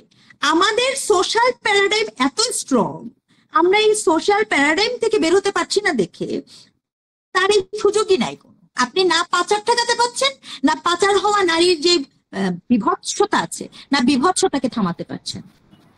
ঠিক, অনেক ধন্যবাদ। প্রফেসর দাশগুপ্তর আরেকটা প্রশ্ন আছে, উনি এটা চ্যাট বক্সে লিখে দিয়েছেন। উনি লিখেছেন, আজকের রাজনীতিতে যে ধর্মান্ধ রেসিস্ট ফার রাইট পার্টিগুলো রাইজ হচ্ছে সর্বত্র। আপনি একটু বলুন ধর্মান্ধতা, ধর্মীয় গোড়ামির সাথে প্যাট্রিয়ার্কাল পাওয়ার গেম ইত্যাদি নিয়ে একটু বলুন। আপনাকেও আরেকটু কথা বলানোর লোভটা সামলাতে পারলাম না, মুগ্ধ হয়ে শুনছি আপনার এই থিওরিটিক্যালি রিচ পাওয়ার প্রেজেন্টেশন। প্রথম প্রশ্নটি আলোচিত হয়েছে খুবই দক্ষতার সাথে, ধন্যবাদ। আচ্ছা, এমন একটা প্রশ্ন করেছেন দিদি, আমাকে আরেকটা লেকচার দিতে হবে যে ধর্মান্ধতা, আসলে ধর্মান্ধতা তো আপনার মানে এটা একটা মজা। আমি আবারও বলেছি, যে কোনো রিলিজিয়ন আপনি যখন হাতে নিবেন তখন আপনি দেখবেন যে তার পরতে পরতে যৌনতা আছে, মানে আই মিন ইট। হ্যাঁ, আপনি দেখবেন যে সেখানে পরতে পরতে যৌনতা আছে, এবং ধর্মান্ধতাকে দিয়ে যৌনতাকে আপনার এক ধরনের এই যে যৌনতা, পুরুষের যে যৌনতার চর্চাটাকে আরো বেশি সেগ্রিগেট করে দেওয়া হয়েছে, আরো বেশি বৈধ করে দিয়েছে। যেমন আমি প্রায়, মানে আমি তো আসলে এখানে ক্লাসও নেই, বডি অ্যান্ড সেক্সুয়ালিটিও পড়াই, আমি জেন্ডার পড়াই। তো এখানে আমি কিন্তু ক্লাসে বলি যে যেমন মনে করেন গত ক্লাসে আমি বলেছি, জেন্ডার স্টাডিজ এর ক্লাসে বলেছি, আমি ক্লাসে এগুলো খুব, মানে আমার যারা স্টুডেন্ট তারা জানেন যে এগুলো বলতে আমি খুব দ্বিধাগ্রস্ত হই না, কারণ আমি একাডেমিক্যালি ডিসকাস করছি। যেমন মনে করেন যে রিলিজন ইসলামের প্রসঙ্গটা এমন আনছি কারণ আমি নিজে জন্মসূত্রে এই ধর্ম বিলং করি, আর দ্বিতীয় হচ্ছে আমার দেশে এই সংখ্যা বেশি, সেই জন্য আমাদের ইসলামের প্রসঙ্গটা বেশি আসছে। সেজন্য আমি বলছি যে মনে করেন ইসলামে তো আপনার একজন পুরুষ 4টা নারী রাখতে, মানে বিয়ে করতে পারেন। হ্যাঁ, তা আমি বলি যে ইসলাম তো খুব colourful, sexually very colourful religion, এখানে পলিগামাস রিলিজিয়ন একমাত্র। আপনি খেয়াল করে দেখেন, একজন পুরুষ 4 জন নারী রাখতে পারছেন, এবং তিনি, আপনার কাছে মনে হচ্ছে এটা ধর্মান্ধতা, কিন্তু তার কাছে এটা বিশাল বড় ব্যাপার, সে ধর্মান্ধতা, সে তো ধর্মচর্চা করছে। এবং যেখানে আপনি বিকৃত আলোচনাতে ভাবেন যে থ্রিসাম, ফোরসাম, এই যে এগুলো হচ্ছে ভীষণ রকমের একটা ট্যাবু, সেখানে আপনাকে বৈধতা দিয়ে রেখে দিছে, সেই চর্চা আমি করবো না কেন? আচ্ছা, তারপরে ওই যে আমি আপনাকে বললাম যে ধরেন এই যে দেবদাসী, হ্যাঁ, যৌনদাসী, ঠিক আছে, আপনার ধর্মের মধ্যে তো সেটা দেবদাসীর আছে। আপনি এখন যিনি মনে করেন, আপনি বলছেন এটা ধর্ম, মানে ধর্মান্ধতা, এই ধর্মান্ধতা তো তাকে আরো সুযোগ করে দিচ্ছে টু গেট অ্যাক্সেস, যে আপনি কারো দেবদাসী হয়ে যেতে পারেন, আপনাকে কিনে নিয়ে আসা যেতে পারে, এবং আপনি তাকে সেবা দিয়ে যেতে পারেন, এটা আপনার ধর্মগ্রন্থ গ্র্যান্টেড। তখন আমি যখন এটার ভোক্তা, আমি যখন এই পাওয়ারের সবচেয়ে বড় সুবিধা মানে আমি নিতে পারছি, আমি কেন তখন এটা বিরোধিতা করব? ওই ধর্মান্ধতা তো পুরুষকে, আপনি খেয়াল করে দেখেন, ধর্মান্ধতা কোন এক অদ্ভুত ভাবে ধর্মীয় গোড়ামি, এমনকি খ্রিস্টান ধর্মেও, খ্রিস্টান ধর্মের একটা ল বলি, খ্রিস্টান ধর্মে আপনার ফ্যামিলি ল ছিল, ঠিক আছে? ফ্যামিলি ল কি বলে জানেন? ফ্যামিলি ল বলে যে আমি বিয়ে করলাম, আমি এখন অনেক চাকরি বাকরি যাই করি, আমার ফ্যামিলির কর্তা কিন্তু হচ্ছেন আমার হাজব্যান্ড, এবং ওই হাজব্যান্ডের নামে সকল সম্পত্তি, সকল টাকা পয়সা রাখতে হবে। এটা কে বলছে? সে বলবে যে আমার এই যে খ্রিস্টান ফ্যামিলি ল তো এটা বলছে। সেই চর্চা কেন করবে না? সেই চর্চা কেন করবে না? কারণ ওখানে তো আপনি নারী সার্ভ করছে। আপনি খেয়াল করে দেখেন, এগেইন আমি সার্ভ করছি, নারী সার্ভার, নারী সার্ভ করছে। তাহলে যিনি ধর্মান্ধতার সাথে যৌনতার সম্পর্কের একটা সবচেয়ে বড় কানেক্টিভিটি কোথায় জানেন? এই ধর্মান্ধতা ইটসেলফ সব সময় পুরুষকে যৌন চর্চার যেই শিথিলতা দেয়, পুরুষকে যৌন চর্চার যে অবাধ স্বাধীনতা দেয়, পুরুষকে যৌনতার যত বৈধতা দেয়, তত বৈধতা আর কোনোভাবেই দেয় না। কাজে যারা, আপনি খেয়াল করবেন, যারা যত বেশি গোড়া, আমি এই কথাটা খুব লাইটলি বলছি, হোমোজেনাসলি বলার চেষ্টা করছি, যদিও হোমোজেনাসলি বলা উচিত না, যে যত বেশি গোড়া তার চর্চার মধ্যে দেখবেন সেখানে যৌনতা নিয়ে বিকৃতির গল্প আপনি অনেক বেশি পাবেন। আপনি দেখবেন যে ধর্ম আশ্রম, আপনি আশ্রমে যান, আপনি একটু আশ্রমে গবেষণা করেন, আপনি ওই যে চার্চের যে মিশনারি আশ্রম, সেখানে যান, আমাদের মাদ্রাসা যান, দেখবেন যে সেখানে যৌনতার চর্চা কতটা অবাধ, সেখানে কতটা বেশি এই চর্চাগুলো করা হচ্ছে। তার কারণ কিন্তু মানে 3টা। এক হচ্ছে ওই ছত্রছায়াতে যখন আপনি চর্চা করেন তখন কথা বলার সুযোগ থাকে না, তখন আপনাকে আক্রমণ করার সুযোগ থাকে না। একজন সাধারণ মানুষের, একজন সাধারণ পুরুষের রেপিস্টকে আপনি যেভাবে যত সহজে তাকে আক্রমণ করতে পারবেন, একজন পূজারীকে আপনি পারবেন? তাকে আক্রমণ করার সুযোগ আছে? আপনি তো সেদিন আমি ছবি দেখলাম, মহাভারত নাকি কি যেন একটা ছবি বেরোলো, যে যেখানে আপনার মানে মানুষজন দেখছে, ভিজুয়ালাইজ করছে, এটা একটা হিস্টোরিক্যাল একটা ছবি, যেখানে মানুষ দেখবে যে একজনের সাথে যে একটা যৌন সঙ্গম করছে, সেটা একটা সুখ দর্শন, সেটা মানুষ দেখতে চাচ্ছে, স্বর্গীয় দর্শন হিসেবে দেখানো হচ্ছে, সেখানে কারো কনসেন্টের কোনো সুযোগ নেই। এটা তো মিথের, মানে আপনার হিন্দু ধর্মের পরতো আছে। তো ওই যে যখন আপনি খেয়াল করে দেখেন, কারণ কি জানেন? কারণ এই সকল ধর্ম গ্রন্থের রচয়িতা পুরুষ, মূল কারণ এখানে। কারণ এর ইন্টারপ্রেটার করার ক্ষমতা পুরুষের হাতে। এখানে কোনো নারী ইন্টারপ্রেটার নাই, এখানে কোনো নারী রচয়িতা, এখানে সকল ধর্মের, রিলিজিয়নের পরতে ভগবান দেবী তো আপনি করে রেখেছেন নারীকে, কিন্তু দেবীর পূজারীর যে ক্ষমতা, তার ইন্টারপ্রেটারের ক্ষমতা একচ্ছত্রভাবে দিয়ে রেখেছেন পুরুষকে। ঠিকই বলেছেন, একদম অসাধারণ। এবং সত্যি এই কথাগুলো বলার সাহস লাগে ভাই। আচ্ছা সত্যজিৎ বাবু আরো কিছু লিখেছেন সিস্টেম ডিফল্ট, উনি লিখেছেন আপনার লেখার সঙ্গে। হ্যাঁ, সরাসরি আলোচনার সুযোগ থেকে বঞ্চিত হলাম। আপনার লেখা পড়েছি, বক্তব্য শুনেছি আগেই। এমন জোরের সাথে কাজ করতে থাকুন, অল দ্য ভেরি বেস্ট উনি জানিয়েছেন। Thank you. আচ্ছা তপতি দি বোধহয় কিছু বলতে চাইছেন নাকি? আচ্ছা, আমি সবার বলা হয়ে গেছে, তারপরে আমি বলুন। হ্যাঁ আপনি বলুন। প্রথম কথা, সবার আগে যেটা বলা, ওই সাহসের কথাটা, সেটাই আমি বলছি যে এই কথাগুলো এত অল্প বয়সে এই কথাগুলো বলা, হ্যাঁ, সেটা কিন্তু অনেক অনেক একটা চর্চিত সাহস আমি বলবো। সেটা একদিন দুদিনে আসেনি স্নিগ্ধা তোমার।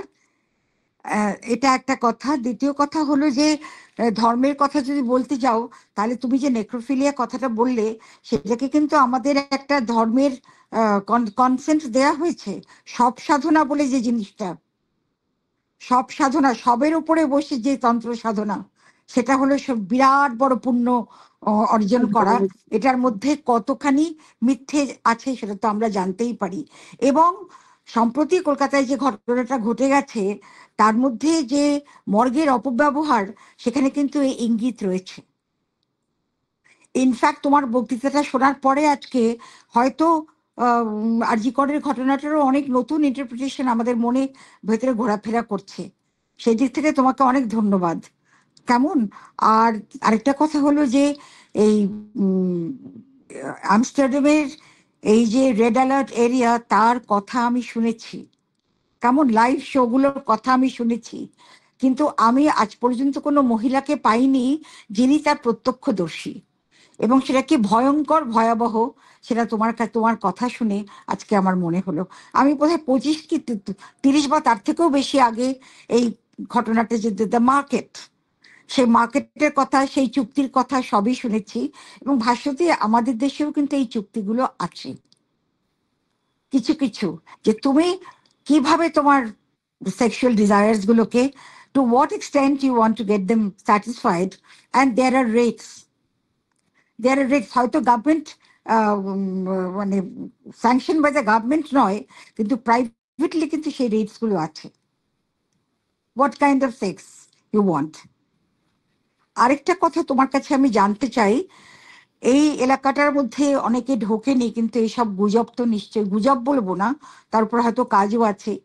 এই যে আমাদের অ্যাডপশনটা একসময় র্যাম্পেন্ট ছিল আমাদের দেশের, ছেলেদের তো বেশি অ্যাডপ্ট করে না, তুমি সেটা হয়তো জানো, অ্যাডপশনে কিন্তু মেয়েরাই বেশি। হ্যাঁ, এই যে মেয়েদের ওয়ান্টন অ্যাডপশনের জন্য বাইরে পাঠানো হতো, and they were reared up as prospective products in the sex market. সেটা নিয়ে তোমার কি কিছু মানে বলার আছে, বা তোমার কিছু কাজ আছে, যে কারণে অ্যাডপশনের উপরে এখন এত রকম বাধা নিষেধ তৈরি হয়েছে, ইন্টারন্যাশনাল অ্যাডপশন, আমি দেশের ভেতরের কথা খানিকটা আছে, কিন্তু ইন্টারন্যাশনাল অ্যাডপশনের ক্ষেত্রে এই যে মেয়েদের as prospective product is a sex market, সেইটা নিয়ে আমি একটু জানতে চাই। এটা কিন্তু ভীষণ গ্রে এরিয়া, এটা নিয়ে এটার মধ্যে এত ধর্মীয় প্রতিষ্ঠানগুলো জড়িত যে এগুলো নিয়ে কথা বিশেষ হয় না। হ্যাঁ, সেটা কি তুমি তোমার রিসার্চের মধ্যে আছে?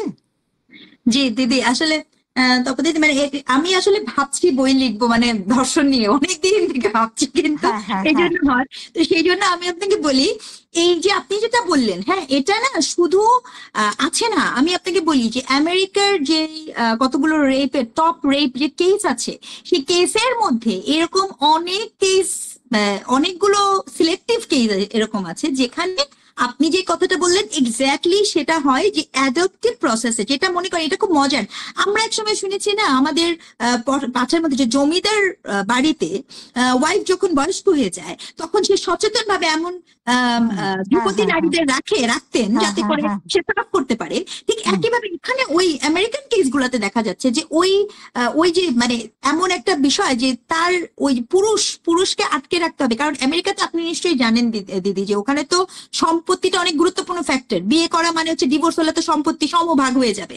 তো তখন ওখানে নারী যখন জানে যে মাদার যখন জানছে যে সামহাও সে তাকে তার অ্যাট্রাকটিভ বডি নাই বা অ্যাট্রাকটিভ বা এইজ হয়ে যাচ্ছে, তখন সে কনসিয়াসলি আপনার এরকম বাইরে থেকে মেয়ে বাচ্চা অ্যাডপ্ট করে। এবং ওই মেয়ে বাচ্চা দেখা যাচ্ছে যে শিশুকাল থেকে অ্যাকচুয়ালি ওই বাবা দ্বারা মলেস্টেশনের শিকার হয়।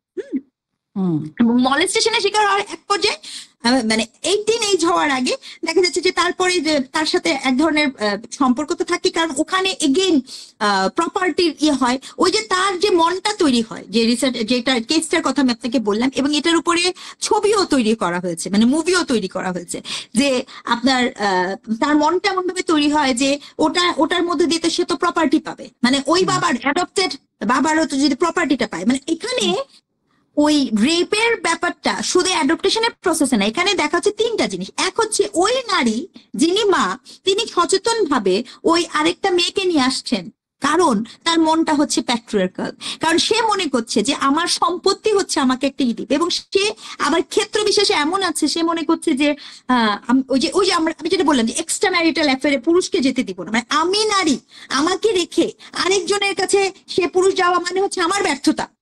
এই গল্প এই রোগে আক্রান্ত খালি আমার পাচ্ছেন নারী না, ওই দেশের নারীও আক্রান্ত। হ্যাঁ, এবং সে কারণে সে মনে করেন প্লাস্টিক সার্জারি ইন্ডাস্ট্রি মানে সবকিছুতে আপনি যখন দেখবেন বারবার লোকজন বলার পরেও তাদের মূল ইটা আসে, মেডিকেল ইস্যুতেও ডেটাটা আসে যে I want to pleasure my man. হ্যাঁ, মাই ম্যান, এই যে মাই ম্যানের কনসেপ্ট, তো এই মাই ম্যানকে ধরে রাখার প্রক্রিয়া হিসেবে এটা তার একটা ওয়েপন হিসেবে নিচ্ছে, যেটা ঘরের ভিতরে হচ্ছে। অর্থাৎ ঘরের ভিতরে এই অ্যাডাপ্টেশন গুলো মেয়ে বাচ্চা নেওয়ার মূল একটা বিষয় থাকে, এটা না যে সেই মেয়ে বাচ্চা সে অ্যাডপ্ট করতে যাচ্ছে, এটার মূল কারণ থাকে যে ওই পুরুষকে সামহাও আপনি গ্রিপের মধ্যে রাখতে চান, এটা একটা পাওয়া যায়। আরেকটা যেটা আপনি বলছেন, এটা বিশেষ করে যখন ওই যে যুদ্ধ চলে যে সকল দেশে, এটা হ্যাঁ যুদ্ধ চলে যে দেশে, যুদ্ধ চলা দেশগুলো থেকে মূলত দেখা যাচ্ছে যে মেয়েদেরকে অ্যাডপ্ট করা হয়, তাদেরকে ওই ইন্ডাস্ট্রিতে ইনভলভ করা হয়। অ্যাবসলিউটলি, এটাও দেখা যাচ্ছে। কিন্তু ওই এখানে যেটা আমি বলতে চাচ্ছি যে ওখানে ওই যে যুদ্ধ চলা দেশকে কনসিয়াসলি ওই দেশ দেখবেন কি বারটাই দিয়ে রাখে, বারটাই কমিয়ে রাখে, যে মানে সে চায় যে অ্যাডপ্টেড মানুষজন ওখান থেকে আসুক যেখানে যুদ্ধ হচ্ছে। তার কারণ কি জানেন, ক্ষমতা সম্পর্কের থেকে সে তো সবসময় নিচে, তাকে তো আমি দয়া করছি, ওটা তো আবার উপনিবেশিক ক্ষমতা, ওটা তো দয়া করা, তার জীবন গড়া, এবং ওটাকে নিয়ে আসে সেই মেয়েটাকে আপনি সেক্স ইন্ডাস্ট্রিতে করছেন, কারণ তারা কিন্তু সেক্স ইন্ডাস্ট্রিটাকে বিশাল বড় বানিয়ে ফেলছে। আপনাকে pornography is a big industry. Absolutely. Of the three big industries, it is one of the industries. Exactly. So তার ওই ইন্ডাস্ট্রিতে ওই বাচ্চা অ্যাকচুয়ালি ইনভেস্টমেন্ট, ওই অ্যাডপ্টেশন হয়ে যাচ্ছে সেখানে ইনভেস্টমেন্ট। সেটাই বলছি, আমি ইনভেস্ট করছি, সেটাই বলছিলাম।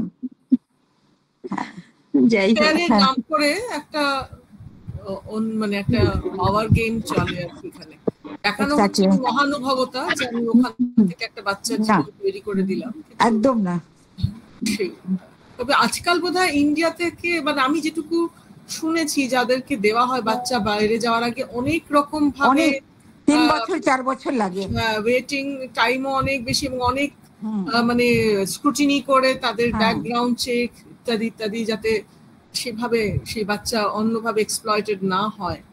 অনেক রুলস এন্ড রেগুলেশনস অনেক বেশি কঠিন হয়ে গেছে, যে কারণে বিদেশে বাচ্চা পাচার মানে অ্যাডপ্ট করাটা এখন অত সোজা নয় আগের মতো। কারণ এই কনসার্নটা তৈরি হয়েছে যে বাচ্চাকে হয়েছে স্টেট গভর্নমেন্ট লেভেলে হয়েছে, প্রাইভেট লেভেলে কিছু হয়নি। People are not even bothered. People don't know about adoptions. What are the pros and the cons? না, What are কিন্তু the যদি আপনি অ্যাডপ্ট করতে চান কোন এজেন্সি থেকে, মানে প্রপার রেজিস্টার্ড এজেন্সি খালি থেকে, কারা ছাড়া তো হবে না, কারা ছাড়া কেউ কত হ্যাঁ রেজিস্টার্ড এজেন্সি থেকে করতে গেলে তাদেরকেও ওই নিয়মগুলোর মধ্যে দিয়ে যেতে হয়। এখন তার ভেতরে কি যেতে হয়, জানি না। ভাষাতে যেতে হয়, but after that what happens to the child? Surveillance রাখা হয় because she was in this adoption thing process. হয়তো 5 বছর 10 বছর তুমি এটা রাখলে তোমার, সে তো বটেই। তারপরে সে অন্য দেশে চলে গেল, কেমন বাচ্চাকে নিয়ে হয়তো অন্য দেশে চলে গেল, তখন তো তুমি তো আর বাচ্চার কোনো ট্রেসই রাখলে না। What's happening to the child you don't know. না সে তো বটেই। যাকে খুব ভালো লাগলো, আমার আর কিছু কথা বলার নেই। অসাধারণ লাগলো। আর আমার মনে হয় যে এবার ভাস্বতী দি এবার টানো, কারণ অনেকক্ষণ আজকে ওনাদের তো ওয়ার্কিং ডে ছিল, আজকে শুক্রবার, আজকে শুক্রবার আমাদের এখানে বন্ধ। ও আচ্ছা, ও আজকে ছুটি তো, রাইট রাইট, হ্যাঁ আমাদের আজকে গুড ফ্রাইডে ছুটি বলে আমরাও একটু ছুটি।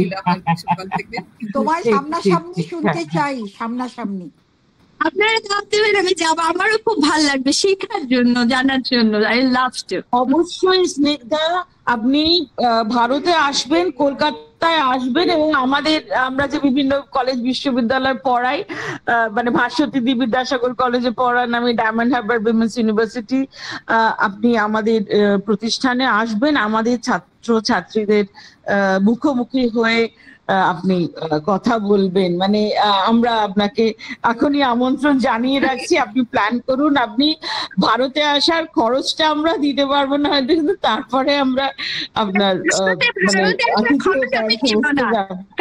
খরচের দরকার নেই, মানে আমাকে মানে ওই অফিসিয়াল লেটারটাই দরকার, আমার খরচের দরকার নেই।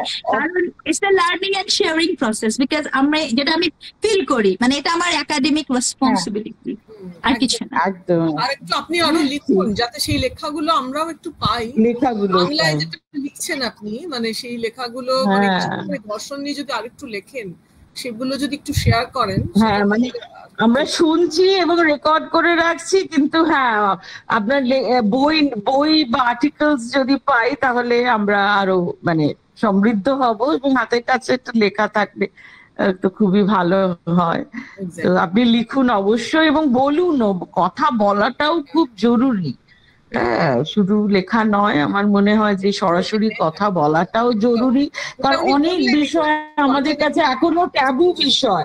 মানে আপনি যে সাহসের সঙ্গে এক্সপ্লিসিটলি এই যে মানে যৌনতার সম্বন্ধে আলোচনা করলেন, শরীরের বিভিন্ন অঙ্গ ইত্যাদি, আমরাও কিন্তু সাহস পাই না। মানে আমি যেখানে যাই বক্তৃতা দিতে, অনেক রাখো করে কথা বলতে হয়। সত্যি মানে হয়তো ছাত্ররা অতটা ম্যাচিওর নয়, তারা হাসাহাসি করবে ইত্যাদি, মজা পাবে।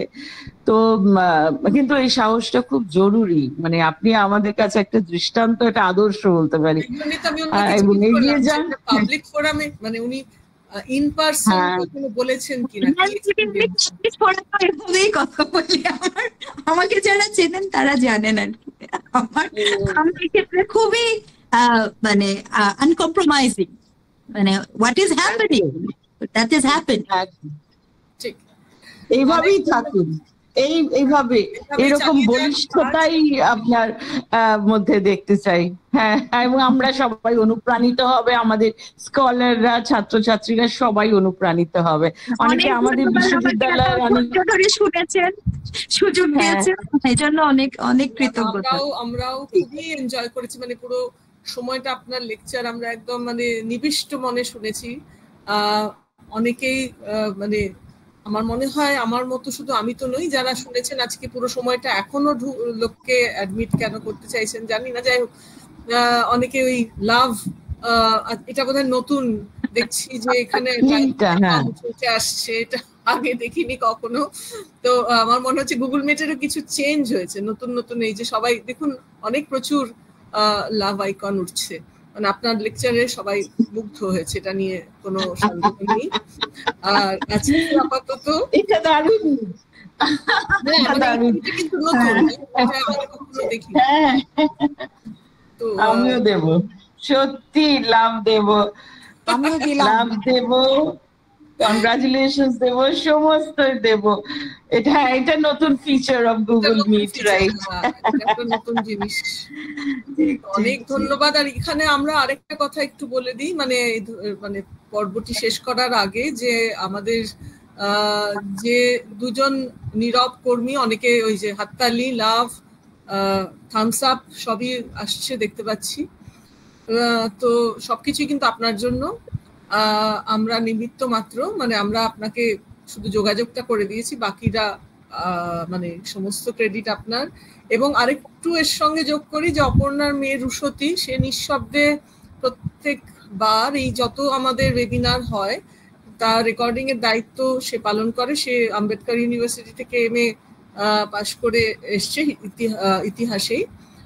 সে এখন আমাদের এই নীরব কর্মী একজন। আরেকজন হচ্ছে জয়স্মিতা, যে সুন্দর সুন্দর পোস্টার আমাদের তৈরি করে দেয় প্রত্যেকবার, এবং অনেক রকম মানে ওর কাছে আমরা আবদার করি এটা হবে না ওটা হবে, চেঞ্জেস হয়, কিন্তু সেটাও নিঃশব্দে করে। এবং অনেকটা সময় ওরা দুজনেই আছে, কিন্তু কেউ খুশি মনে করে, ও কিন্তু খুবই খুশি মনে করে, লেবার অফ লাভ। ও শুরু থেকেই আমাদের সঙ্গে আছে, একদম প্রথম থেকেই ও ডে 1 থেকে আমাদের সঙ্গে রয়েছে, যবে থেকে আমরা শুরু করেছি। এবং মোটামুটি এখন পোস্টারের দায়িত্বটা ওর উপরে আমরা ছেড়ে দিয়েছি। তো এদের সকলকে ধন্যবাদ, আজকে যারা উপস্থিত হয়েছেন সকলে ধন্যবাদ। বাংলাদেশ থেকে আমার মেয়ে আশা করি আর নীরব হয়ে থাকবে না, ও নীরব থাকে না, শোনে, এবং তারপরে অনেক বক্তব্য থাকে ওর। আর সবাই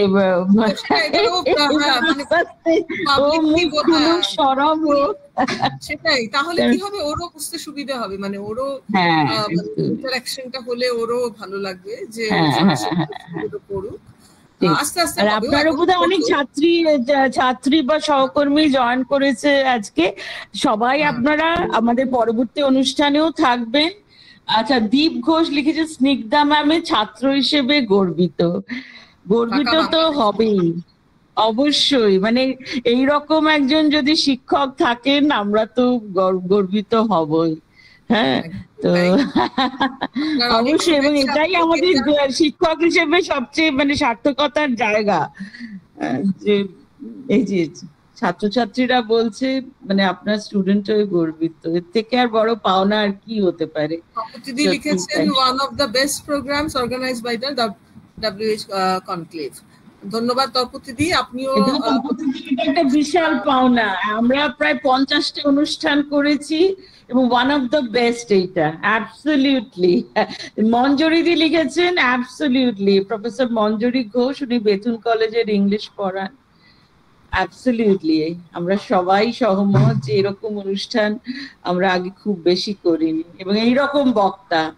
হ্যাঁ, সেটাই হচ্ছে, মানে এত ক্ল্যারিটি এবং এত লজিক্যাল যে এখানে মানে প্রশ্ন আর উঠছে না কিছু, কারণ আপনি এত সুন্দরভাবে বুঝিয়ে দিয়েছেন, এত লজিক্যালি বুঝিয়েছেন, যেটা কোনো দ্বিধার জায়গা থাকে না মানুষের মধ্যে বুঝতে।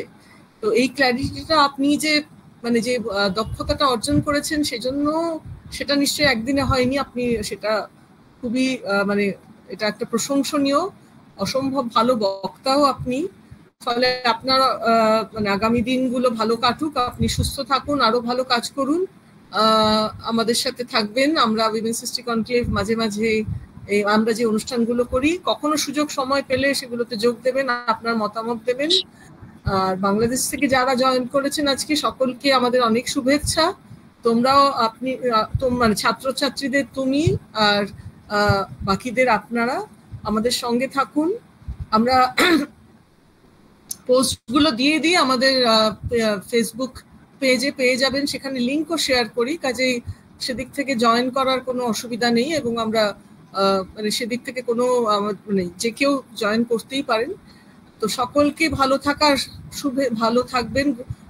মানে কালকে ইস্টার স্যাটারডে, আচ্ছা, আমাদের ফেসবুকের উইমেন্স হিস্ট্রি কনক্লেভ পেজটায় আপনারা সবাই মেম্বার হন, মানে মেম্বার হওয়া মানে কিছুই নয়, মানে আপনারা জাস্ট হ্যাঁ আমাদের ফলো করুন বা একটা জয়নিং একটা রিকোয়েস্ট পাঠালে আমরা অ্যাকসেপ্ট করে নেব। হ্যাঁ, সেটাও করলে ভালো হয়, পাশে থাকুন। এবার আরো কয়েকটা মন্তব্য আছে, আমি একটু পড়ে দিয়ে শেষ করি। তপতিদি লিখেছেন, ওই মানে অমঞ্জরিদি লিখেছেন অ্যাবসলিউটলি, তপতিদি লিখেছেন চিয়ার্স ফর অপর্ণা ভাস্বতী, সত্যজিৎ দাশগুপ্ত লিখেছেন আমস্টারডামের রেড লাইট এরিয়াজে আলোচনা খুবই প্রাসঙ্গিক লাগলো। আচ্ছা, শ্রীমা মন্ডল লিখেছেন thank you madam, I truly enjoyed it and gained valuable knowledge as a listener.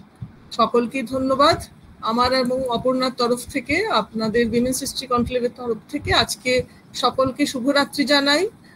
Snigdha, আপনি ভালো থাকুন, আপনার যাত্রা শুভ হোক, এই শুভকামনা জানিয়ে আজকের দিনে এখানে শেষ করছি। অনেকটা রাত হয়ে গেছে, আগামীকাল ইস্টার স্যাটারডে, আপনারা সেটা এনজয় করুন, আমরা ছুটি এনজয় করি। এই বলে অনেক ধন্যবাদ, শুভরাত্রি। শুভরাত্রি, অনেক ধন্যবাদ। আশীর্বাদে রাখবেন, শুভকামনায় রাখবেন। শুভকামনা।